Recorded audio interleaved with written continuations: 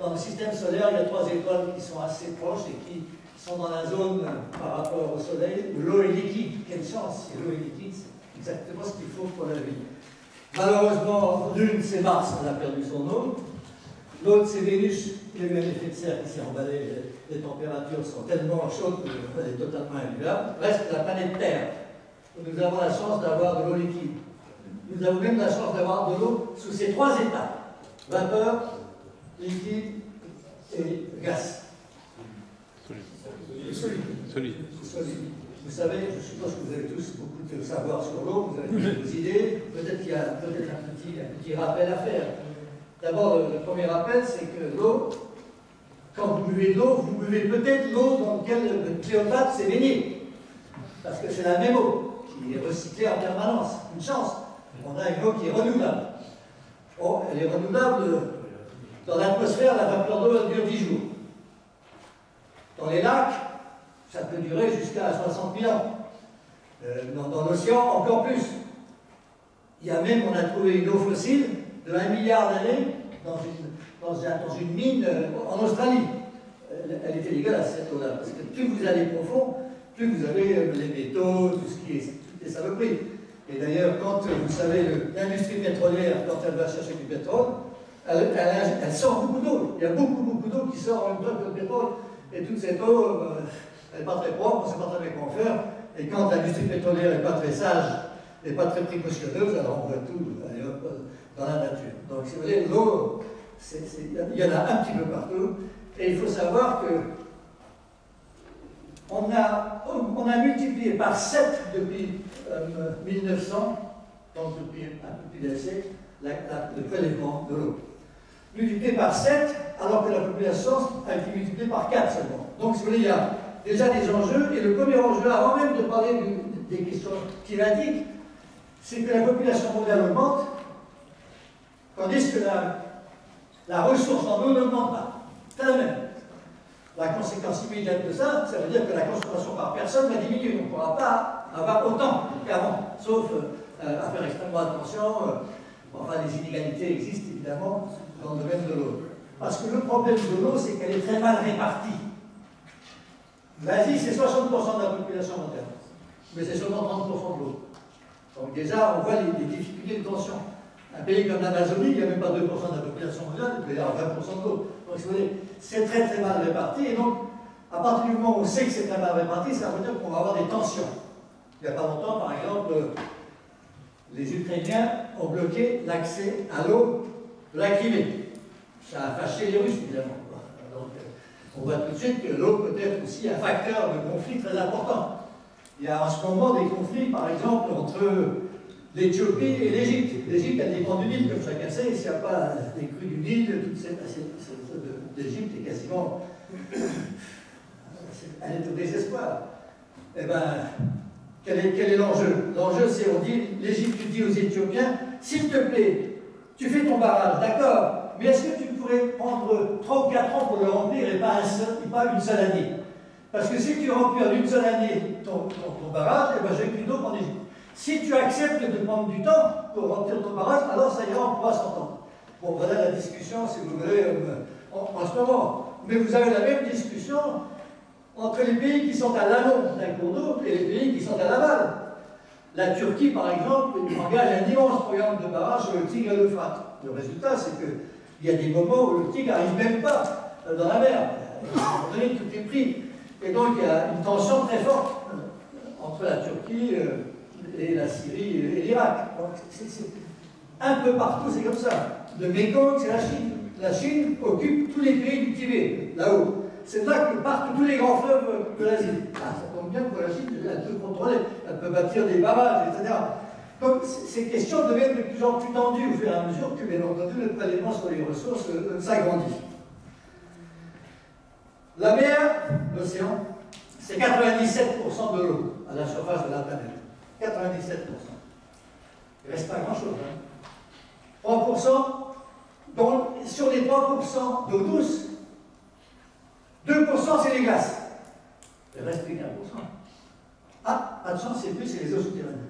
Ben alors, eh ben 0,001, ça c'est l'eau qu'il y a dans l'atmosphère et qui coule à la surface de la Terre pour les humains. Donc il y en a très peu par rapport aux océans, si vous voulez. Et donc il faut faire évidemment extrêmement attention à ça. Comme vous le savez, 3 habitants de la Terre sur 10 n'ont pas accès à l'eau potable aujourd'hui. Donc quand la population va augmenter, on se demande comment on va pouvoir faire. Et donc vous avez des programmes des Nations Unies pour essayer de régler cette affaire, de faire en sorte que chaque habitant de la planète Terre ait un accès à l'eau potable. Donc dans le langage des Nations Unies, c'est pas plus d'une demi-heure de marche pour arriver à l'eau. Donc c'est ça que ça veut dire, avoir accès à l'eau potable. Donc tout de suite, on voit, et qui sait comment on va chercher de l'eau, les enfants, les femmes, pas forcément les hommes, je ne sais pas. Donc il y a des questions aussi très importantes là, sur l'égalité de l'accès à l'eau. Mais 6 habitants sur 10 n'ont pas accès à l'assainissement, les toilettes, les stations d'épuration et tout ça. Donc si vous voulez, il y a là encore une question de santé humaine qui est évidemment extrêmement importante. Et puis 80% des eaux usées, 80% des eaux usées, des eaux sales, hop, direct à la nature, pas de station d'épuration. Et donc la situation n'est déjà pas très bonne dans le domaine de la politique de l'eau dans le monde entier, parce que les gens disent, bah, c'est pas la priorité, on verra après, les stations d'épuration ça coûte cher, etc. Et donc vous avez déjà dans la mer, à cause de ces pollutions, vous avez déjà des zones où il n'y a pas de vie parce qu'il n'y a pas d'oxygène. Quand on met beaucoup de polluants, à ce moment-là, les bactéries et tout ça se précipitent pour manger tout ça, et ça consomme de l'oxygène. Résultat, il n'y a plus de mer, il n'y a plus d'oxygène dans la mer à cet endroit-là, et vous avez donc des endroits qu'on est sans vie, en quelque sorte, dans l'océan. Donc voilà c'est un peu compliqué. Et pour compliquer encore plus les choses, vous avez 250 bassins versants. Vous savez ce que c'est que le bassin versant? Le bassin versant, c'est depuis le sommet de la montagne jusqu'au fleuve, c'est toute la surface qui est prise par les gouttes d'eau qui vont au même endroit. Donc, il y a 250 bassins qui sont partagés entre plusieurs pays. Le Danube, par exemple, il y a 9 pays, rien que pour le Danube. Donc, il faut qu'ils s'entendent entre eux pour ne pas piquer l'eau, pour savoir si on laisse passer les bateaux, etc. Il y a 3000 accords, donc c'est pas mal, il y a 3000 accords déjà dans le monde sur le partage de l'eau, sur le partage des eaux de surface, des fleuves, surtout des quantités, pas tellement de la qualité, mais des quantités. En revanche, il n'y a aucun accord, presque aucun accord sur les eaux souterraines. Et là, c'est le grand problème que nous allons avoir dans les années à venir, ce sont les eaux souterraines. Premier arrivé, premier servi. Et personne ne sait si on ne pompe pas un peu trop vite. Il faut savoir si ça se renouvelle, parce que les nappes souterraines, il y en a qui sont proches de la surface, qui sont réapprovisionnées par la pluie, mais il y en a d'autres, elles sont fossiles.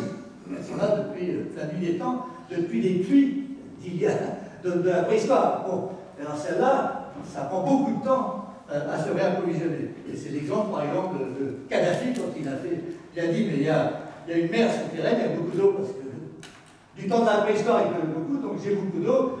Ça va me durer un siècle, mais c'est pas grave, je vais décider de la prendre. Il avait fait une espèce de fleuve, et vous voyez bien dans le désert ces immenses étendues circulaires où il avait pris l'eau souterraine et il avait fait vous savez, ces grandes barres d'irrigation qui tournent comme ça. Vous voyez des espèces de grands cercles dans le désert qui étaient le travail de Kadhafi. Donc voilà, donc c'est un petit peu tout ça. Et vous comprenez, enfin, la dernière chose qui est très intéressante, c'est que les grandes villes, qui sont de plus en plus grandes, quand il y a peut-être 2 siècles ou 3 siècles, la ville a été fondée, il y avait un petit ruisseau, une petite rivière, ça allait bien. Et puis, quand il y a 10 fois plus de population dans la ville, ça devient plus compliqué.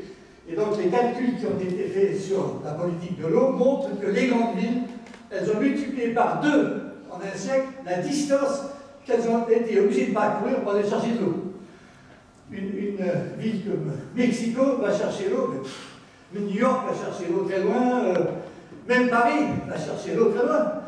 Il faut aller dans le loin, il faut quasiment doubler le débit de la Seine avec toutes les eaux qui viennent, qu'on va chercher. Et ce qui se passe dans pas mal de villes maintenant, c'est qu'on a tellement pompé l'eau que la ville s'enfonce. Donc Jakarta s'enfonce, Mexico s'enfonce, Houston s'enfonce, plein de villes sont en train de s'enfoncer tout simplement parce qu'on a trop pompé l'eau. Donc c'est pour les géologues, c'est un petit travail intéressant pour voir comment on fait. Mais ça atteint des proportions, Mexico, ça atteint des proportions dingues. C'est vraiment, ça s'enfonce. Et une ville comme Jakarta en Indonésie, combien Combiné à la montée du niveau de la mer, vous imaginez bien que ça va aller très mal. Et donc Jakarta, ils sont en train de changer de capitale, ils sont en train de dire on va mettre la capitale ailleurs, on va se déplacer, etc.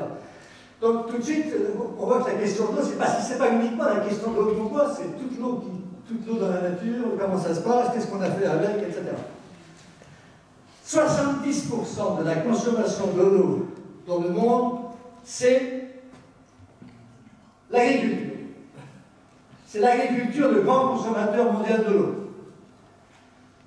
L'irrigation ou la pluie, tout simplement. Mais bon, et donc c'est tellement important, ce 70%, qu'une grande partie des décideurs politiques, des experts se disent comment est-ce qu'on peut réduire cette quantité d'eau de l'agriculture. Parce que les surfaces irriguées ne cessent de monter, enfin, autant qu'on pourra. 2% par an à peu près d'irrigation en plus. Et donc maintenant on travaille sur le goutte à goutte. Il faut vraiment arroser goutte à goutte, il ne faut pas asperger. Évidemment, tout le monde sait qu'en France, il ne faut pas arroser pendant que le soleil fait évaporer l'eau. Hein. Il faut bien attendre le soir, le matin, etc. Donc ça c'est une question extrêmement importante. Comment est-ce qu'on peut réduire la consommation de l'agriculture? Parce que bien entendu, à un moment donné, il y aura une bataille entre les villes qui diront ben, plus de l'eau pour nous, hein, parce que on a besoin d'eau pour boire, on a besoin d'eau pour se laver, on a besoin d'eau pour l'industrie. L'industrie, c'est 22% à peu près, à l'échelle mondiale. Et donc, qu'est-ce qui reste? Il reste 8% pour entre 8 et 12, ça dépend si c'est les villes, 12 pour toi, ou si c'est les besoins domestiques, 8%. Voilà.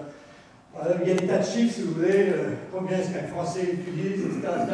En principe, par habitant, c'est 1300 mètres cubes par an. 1300 mètres cubes par an. En Amérique, 2800 en Amérique. En Égypte, 500. Et donc, tout de suite, vous voyez qu'il y a une quarantaine de pays qui sont en stress hydrique, il n'y a pas assez d'eau. Et c'est des très très grosses difficultés à s'approvisionner en eau. Et c'est pour ça qu'on commence à dessaler l'eau de mer. La Méditerranée, on dessale énormément d'eau de mer. On enlève le sel. Hein. Il y a plusieurs façons. Soit on fait bouillir de l'eau, c'est quand on a beaucoup d'énergie, c'est les pays pétroliers. Ils font bouillir de l'eau. Soit vous passez à travers des membranes extrêmement fines, vous poussez l'eau à travers des membranes, la membrane retient le sel, et vous avez de l'eau pure derrière.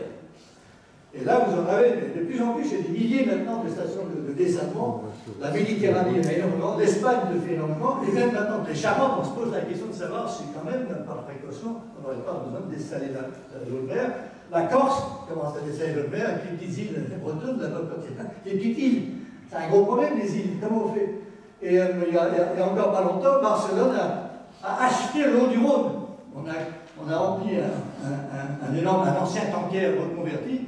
On a mis l'eau du Rhône et on a envoyé ça à Barcelone parce qu'ils avaient un problème conjoncturel, si je puis dire.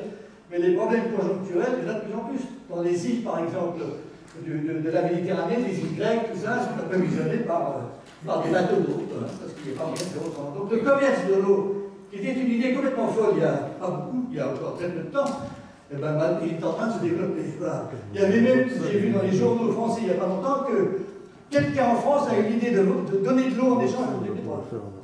Voilà.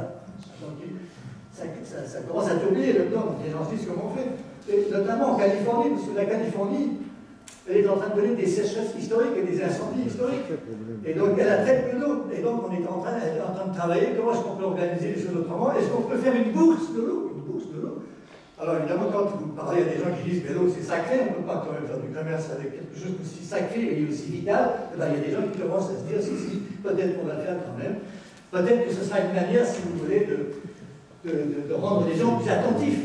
Hein, ça renvoie à une question très très importante, très très difficile, qui est le prix de l'eau. Est-ce qu'il faut faire payer l'eau?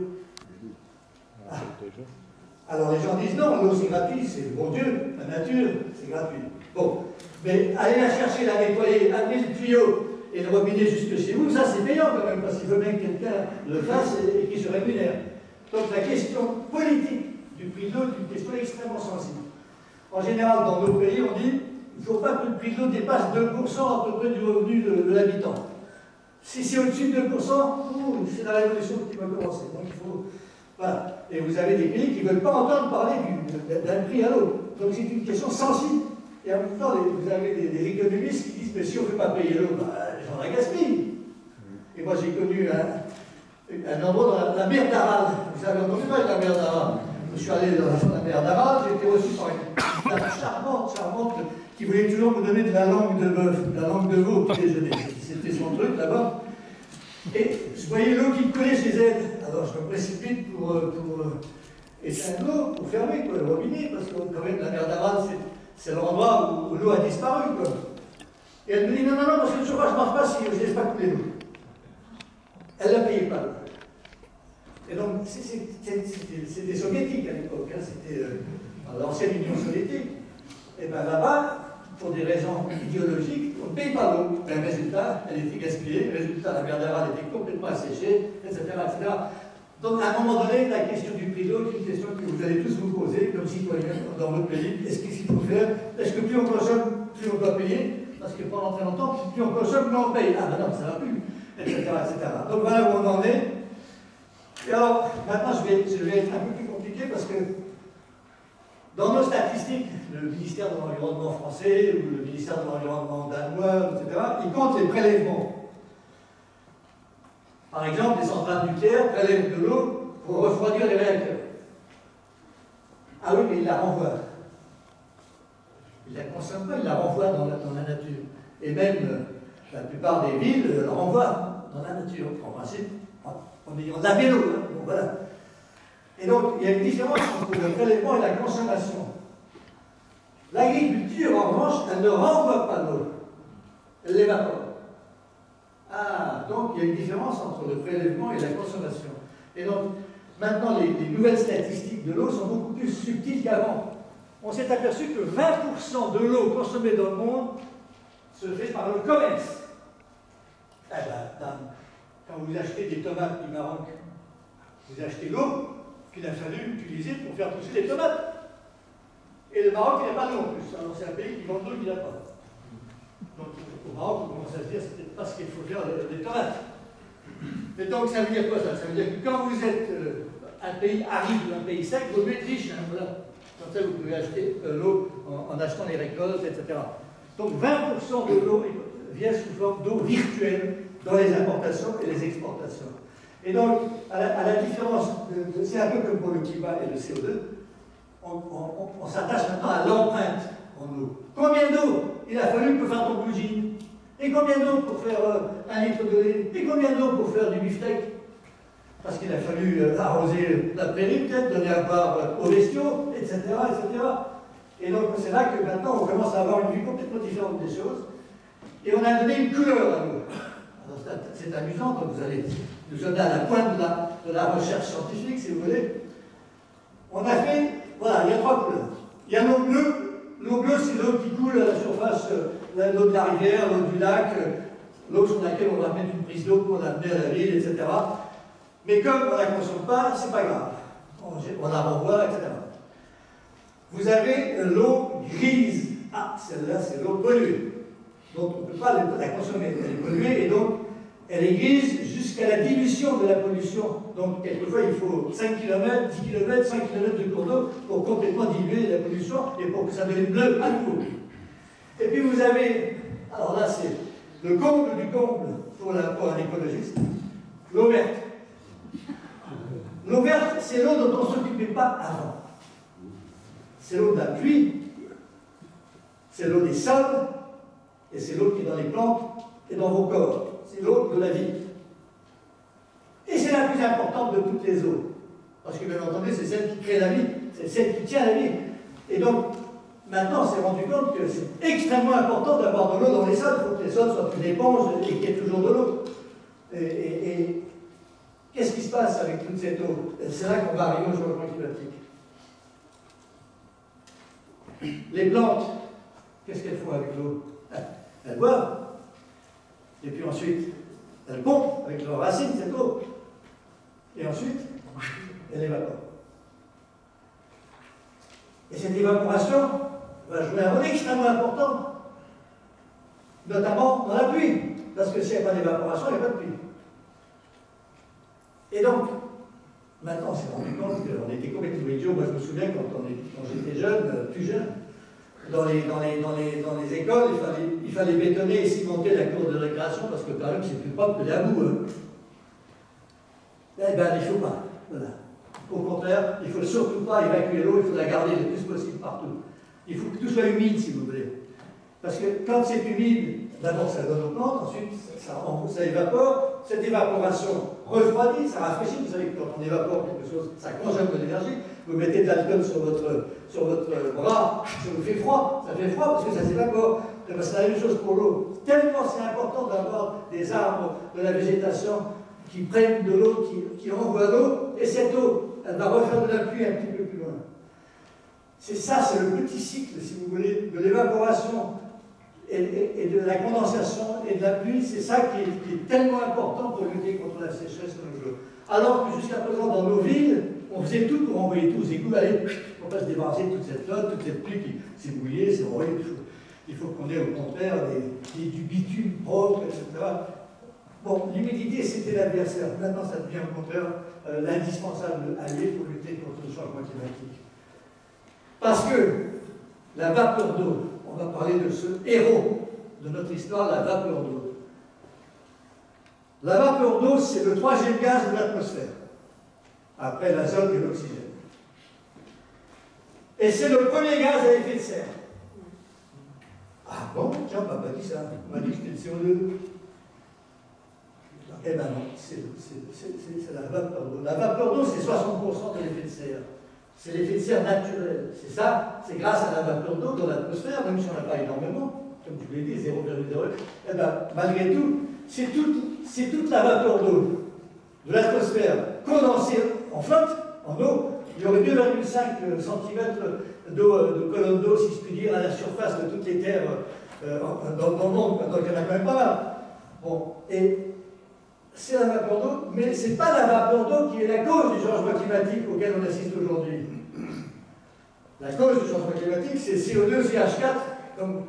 Et CH4, vous savez, c'est le méthane. Ça commence à poser des problèmes de méthane parce que de plus en plus, on ne sait pas d'où il vient exactement. Mais plus l'air est chaud, plus il peut contenir de vapeur d'eau. Et donc, quand sa température augmente à cause du CO2 et à cause du méthane et à cause d'autres gaz, eh ben, il y a de plus en plus de vapeur d'eau dans l'atmosphère. Et donc, l'eau accentue le changement climatique. Plus il y a de chaleur, plus il y a de vapeur d'eau, plus il y a de changement, plus il y a d'effet de serre. Tandis que si vous réduisez la température, il y a moins de vapeur d'eau. Et au contraire, la vapeur d'eau va contribuer à la diminution de la température et de l'effet de serre. C'est ça le rôle majeur, si vous voulez, de la vapeur d'eau. Il accentue tout. Il accentue l'effet de serre. Bon, voilà où on en est de tout ça. Bon, donc, qu'est-ce que je peux dire? Que 80% de la vapeur d'eau vient de la mer, mais seulement 10% de cette vapeur d'eau va ensuite sur les continents. Tout le reste, 20% de la vapeur d'eau dans l'atmosphère, ça vient des terres, ça vient de ce que je vous ai dit, ça vient des lacs, ça vient des arbres. Un arbre, avec beaucoup de feuillage, ça envoie plus de vapeur d'eau dans l'atmosphère qu'une mare, qu'un lac. Tout simplement parce qu'il y a une surface très grande, vous savez, c'est fractal, il y a tellement de feuilles, etc., que la surface d'évaporation est plus grande que celle d'un lac. Curieusement, c'est contrairement à ce qu'on peut voir. Et donc, c'est là que vous voyez que quand vous déforestez en Amazonie ou autre, vous allez porter atteinte à cette extraordinaire capacité à humidifier le climat ou la météo locale, quoi. Et en Amazonie, ils appellent ça la pompe bionique. Les gens se sont demandé comment ça se fait qu'il pleut toujours en Amazonie. Oui, comment ça se fait? Eh bien, c'est tout simplement les arbres qui pompent l'eau, hop, qui l'envoient, et les arbres envoient des petites, des composés organiques qui créent des condensations autour, comme quand il y a des poussières, la poussière s'accumule autour et ça pleut. Et donc, c'est très important, donc, quand il y a énormément d'arbres comme ça fait énormément d'eau. Et c'est d'autant plus vrai que donc, les arbres capturent cette eau, les nuages chargés d'eau, et les empêchent de fuir sur l'Atlantique. Et un tout petit peu de l'Amazonie, la mer est un des endroits les plus secs du monde. Ah, la mer est sèche, mais enfin, c'est là qu'il ne pleut pas, quoi. Et donc, on découvre tout ça, c'est fou, comme on découvre des choses comme ça en avançant, quoi. Bon, donc, plus il fait chaud, plus les plantes ont soif, plus elles boivent, plus elles évaporent, et plus l'atmosphère a envie de récupérer cette humidité, quoi, cette vapeur d'eau. Donc il y a un cycle, et ce à quoi on vient de s'apercevoir, pardon, ce dont on vient de s'apercevoir, c'est que le cycle de l'eau, cette espèce de rétroaction sans cesse, est accéléré. Ça va de plus en plus vite. Et on s'en est aperçu notamment en mesurant la salinité de l'océan. Tout simplement que quand ça s'évapore beaucoup, bah, la mer qui reste, elle est plus salée. Donc il y a des endroits où la mer est plus salée, ça veut dire qu'il y a eu une forte évaporation, etc. Donc les gens se sont aperçus que l'accélération du changement climatique était très importante, et on a fait la plus merveilleuse expérience spatiale, comme quoi l'exploration de l'espace est un vrai allié de l'écologie et de la connaissance de la planète Terre, parce qu'il a fallu s'éloigner pour voir ce qui se passait, quoi. 2 satellites qui s'appellent les satellites GRASS, comme Grasse de Monaco. GRASS. Alors c'est anglais parce que ça veut dire Gravity Recovery et je ne sais pas quoi. Ce sont 2 satellites. C'est vraiment extraordinaire comme expérience. 2 satellites de la taille d'une automobile, une petite auto, Twingo, en voit là-haut, et qui se suivent. Ils se suivent rigoureusement à la même distance. Et ils sont là pour mesurer la gravité de la Terre, c'est-à-dire le poids, la gravité, la masse. Chaque fois que le premier satellite survole une montagne, il y a plus de masse, il accélère. Et l'autre mesure exactement l'accélération. Et on voit ça à la Terre. Et bien, grâce à ça, on s'est aperçu de choses absolument extraordinaires. D'abord, on a su calculer exactement la fonte des glaces du Groenland et de l'Antarctique. Alors, je veux dire, parce que j'oublie toujours le truc, parce que c'est incroyable, 280 gigatonnes par an de fusion dans l'Antarctique, c'est-à-dire 2 fois le poids de l'évasion, mesuré précisément grâce à ces satellites. On a mesuré exactement l'évaporation des plantes. C'est pas tout simplement pour le déplacement de l'eau. Ils arrivent à mesurer donc la gravité due au déplacement de la masse d'eau. Et puis ils sont aperçus d'une chose épouvantable, c'est là c'est dont on a parlé tout à l'heure, c'est qu'on est en train de vider les nappes souterraines beaucoup trop vite, et qu'il y a certaines nappes qui se renouvelleront pas. Donc tout ça, c'est à peu près 30% des aquifères qui sont vidés trop vite. Donc voilà, ça c'est vraiment magnifique, c'est vraiment un truc scientifique magnifique. Comment est-ce qu'on peut, grâce à la gravité, grâce à des tout petits déplacements de satellites, mesurer exactement ce qui se passe, c'est absolument formidable. Donc ça c'est vraiment quelque chose qu'on a vu, qui est une conséquence directe du changement climatique, cette accélération, la fusion des glaces, et puis l'augmentation de l'évaporation des plantes, donc de la vapeur d'eau dans l'atmosphère. Alors, vous savez, quand je vous parlais des glaces, il y a 200 000 glaciers, donc il y a 200 000 glaciers dans les montagnes, l'Himalaya, les Alpes, ailleurs. Donc ces 200 000 glaciers sont en train de fondre. Ça a des conséquences préoccupantes pour les lacs glaciaires, parce que il y a vous savez, les glaciers, ce qu'on avait devant les glaciers, c'est les moraines, hein, c'est les roches, on pousse les roches bouchent une vallée, ça fait un lac, mais si tout d'un coup les glaciers fondent, ça fait beaucoup plus d'eau, et le lac peut lâcher, les rochers peuvent lâcher, et donc beaucoup de villages sont extrêmement inquiets de voir l'arrivée de cette eau qui n'était pas attendue. Même chose pour les barrages. Il y a beaucoup de barrages en ce moment aussi qui sont menacés par l'arrivée tout d'un coup de beaucoup plus d'eau. Donc ça veut dire qu'il faut que dans ces barrages, on puisse augmenter le système évacuateur, écréter la quantité d'eau qui vient, etc. Vous voyez, toutes ces conséquences, on les découvre chemin faisant, quoi, hein. On n'y avait pas pensé au début, puis tout d'un coup on s'aperçoit de ça, quoi, parce que quand il y a beaucoup d'eau, bah, forcément ça change. Et puis tout ce que vous savez, hein, c'est, vous savez que le changement climatique va créer beaucoup de sécheresse et beaucoup de crues. Et le problème, c'est que les crues et les sécheresses ne se compensent pas. Quand c'est très sec et qu'il pleut très fort sur un endroit qui a été très sec, avec une terre qui est devenue complètement sèche et dure, bah, ça ruisselle. Ça enlève beaucoup de terre, ça ruisselle, c'est qu'il y a de l'érosion et ça ne s'infiltre pas. Il faut que vous sachiez que quand il pleut quelque part, immédiatement, 60% et plus 65% de la pluie s'évapore immédiatement. Ça repart immédiatement. Vous avez même des pluies qui n'arrivent pas au sol parce que ça s'est évaporé avant. Donc ça s'évapore, il y a une petite